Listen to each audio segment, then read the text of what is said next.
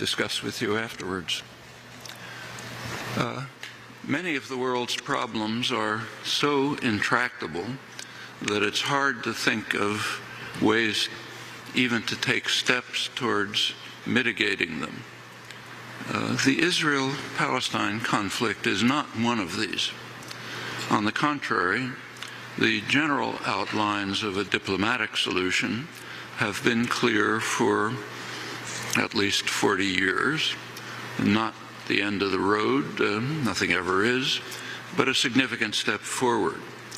And the obstacles to a resolution are also quite clear.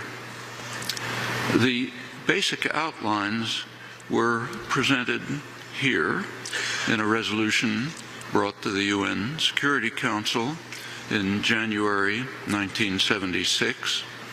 It called for a two-state settlement on the internationally recognized border, and now I'm quoting, with guarantees for the rights of both states to exist in peace and security within secure and recognized borders.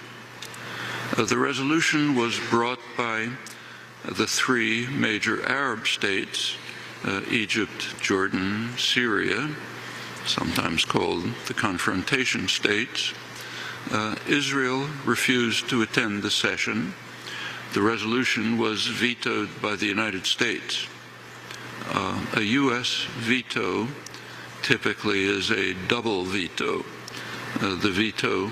The resolution is not implemented, and the event is vetoed from history. So you have to look hard to find the record, but it is there. That has set the pattern that has continued since. The most recent U.S. veto was in February 2011. That's President Obama, when his administration vetoed a resolution calling for implementation of official U.S. policy, opposition to expansion of settlements, and it's worth bearing in mind that expansion of settlements is not really the issue, it's the settlements, unquestionably illegal, along with the infrastructure projects supporting them. For a long time, there has been an overwhelming international consensus in support of a settlement along these general lines. The pattern that was set in January 1976 continues to the present. Israel rejects a settlement of these terms and for many years has been devoting extensive resources to ensuring that it will not be implemented, with the unremitting and decisive support of the United States, military, economic, diplomatic, and indeed ideological, by establishing how the conflict is viewed and interpreted in the United States and within its broad sphere of influence.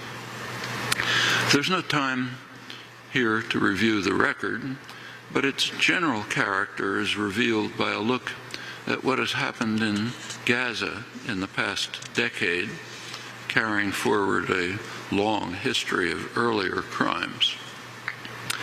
Last August, August 26th, a ceasefire was reached between Israel and the Palestinian Authority. And the question on all our minds is, what are the prospects for the future? Well, one reasonable way to try to answer that question is to look at the record. And here, too, there is a definite pattern. A ceasefire is reached, Israel disregards it, and continues its steady assault on Gaza, including continued siege, intermittent acts of violence, more settlement and development projects, often violence in the West Bank. Hamas observes the ceasefire, as Israel officially recognizes, until some Israeli escalation elicits a Hamas response, which leads to another exercise of mowing the lawn in Israeli parlance, each episode more fierce and destructive than the last. The first of the series was the Agreement on Movement and Access in November 2005. I'll give a close paraphrase of it. It called for a crossing between Gaza and Egypt at Rafah for the export of goods and the transit of people, continuous operation of crossings between Israel and Gaza for the import and export of goods and the transit of people, reduction of obstacles to movement within the West Bank, bus and truck convoys between the West Bank and Gaza, the building of a seaport in Gaza, the reopening of the airport in Gaza that Israel had recently destroyed. These are essentially the terms of successive ceasefires, including the one just reached a few weeks ago. The timing of the November 2005 agreement is significant. This was the moment of Israel's disengagement, as it's called, from Gaza, the removal of several thousand Israeli settlers from Gaza. This is depicted as a noble effort to seek peace and development, but the reality is rather different. The reality was described very quickly by the Israeli official who was in charge of negotiating and implementing the ceasefire, Dov Weissglass, close confidant of then Prime Minister Ariel Sharon. As he explained to the Israeli press, the goal of the disengagement, I'm quoting him, was the freezing of the peace process so as to prevent the establishment of a Palestinian state and to ensure that diplomacy has been removed indefinitely from our agenda. The reality on the ground is described by Israel's leading specialists on the occupation, respected historian Idit Zertal, Israel's leading diplomatic correspondent Akiva Eldar wrote the major book, the standard work on the settlement project called Lords of the Land, referring to the settlers. What they say about the disengagement is this. They say the ruined territory, and by then it was ruined, largely part of the reason for the removal of the settlers, the ruined territory was not released for even a single day from Israel's military grip or from the price of the occupation that the inhabitants pay every day. After the disengagement, Israel left behind scorched earth, devastated services, and people with neither a present nor a future. The settlements were destroyed in an ungenerous move by an unenlightened occupier, which in fact continues to control the territory and to kill and harass its inhabitants by means of its formidable military might. That's an accurate description from the most respected Israeli source.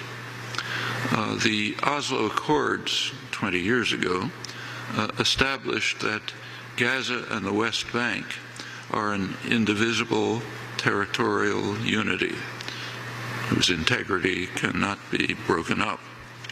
For 20 years, the United States and Israel have been dedicated to separate Gaza and the West Bank in violation of the accords that they had accepted.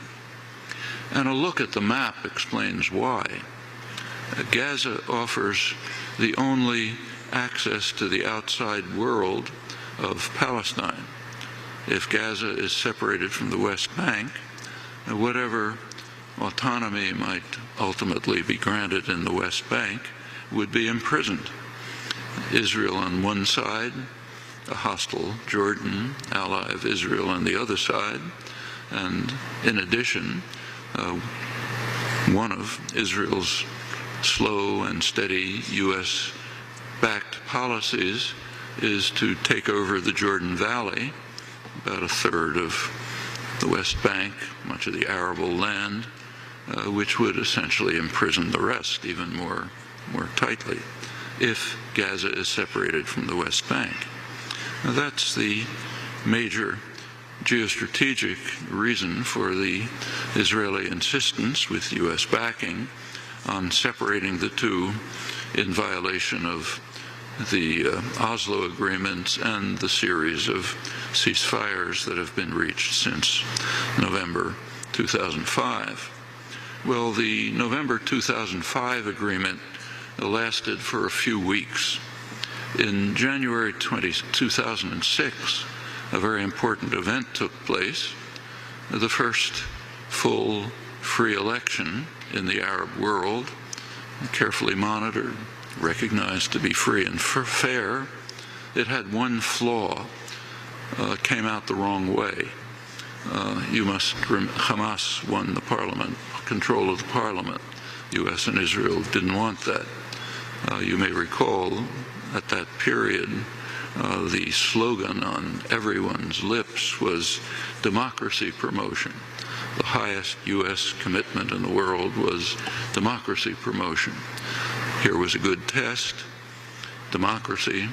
Election came out the wrong way. The U.S. instantly decided, along with Israel, to punish the Palestinians for the crime of voting the wrong way.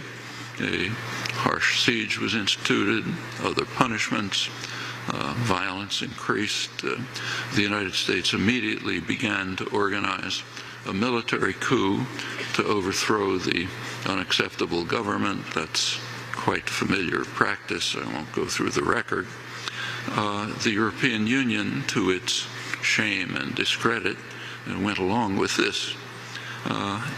There was an immediate Israeli escalation. That was the end of the November agreement, followed by major Israeli onslaughts. In 2007, a year later, Hamas committed even a greater crime than winning a fair election. It preempted the planned military coup and took over Gaza. That's described in the West, in the United States, most of the West, as Hamas's taking over Gaza by force, which is not false, but something is omitted. The force was preempting a planned military coup to overthrow the elected government. That was a serious crime. It's bad enough to vote the wrong way in a free election. To preempt a U.S. planned military coup is far more serious. The attack on Gaza increased substantially at that point, major Israeli onslaughts. Finally, in January 2008, another ceasefire was reached. Terms were pretty much the same as those that I quoted. Israel publicly rejected the ceasefire, said that it would not abide by it. Hamas observed the ceasefire, as Israel officially recognizes, despite Israel's refusal to do so. That continued until November 4th, 2008. On November 4th, which was the day of the U.S. election, Israeli forces invaded Gaza, killed half a dozen Hamas militants. That led to Qassam rockets attacking Israel, huge Israeli response, lots of killings, all Palestinians as usual. By the end of December, a couple of weeks later, Hamas offered to renew the ceasefire. The Israeli cabinet considered it, rejected it. This was a dovish cabinet led by Ehud Olmert, rejected it and decided to launch the next major military operation. That was Cast Lead, which was a horrible operation, so much so that it caused a very substantial international reaction, investigations by the United Nations Commission, Amnesty International, Human Rights Watch. In the middle of this assault, the assault, incidentally, was carefully timed to end immediately before President Obama's inauguration. He had already been elected, but he wasn't inaugurated yet. So when he was asked to comment on the ongoing atrocities, he responded by saying that he couldn't do so. The United States has only one president, and he wasn't president yet. He was talking about lots of other things, but not this. The attack was timed to end immediately before the inauguration, so he therefore could respond to the questions by saying, well, now's not the time to look at the past, let's look forward to the future. Diplomats know very well that that's a standard slogan for those who are engaged in serious crime. Let's forget about the past, let's look forward to a glorious future. Well, that was right in the middle of the assault. The Security Council did pass a resolution unanimously, U.S. abstaining, calling for an immediate ceasefire with the usual terms. That was January 8th, 2009.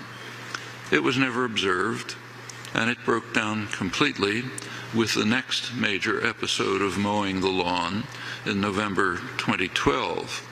You can get a good sense of what was going on by looking at the casualty figures for the year 2012. 79 people were killed, 78 of them Palestinians. The usual story. Professor Noam Chomsky speaking.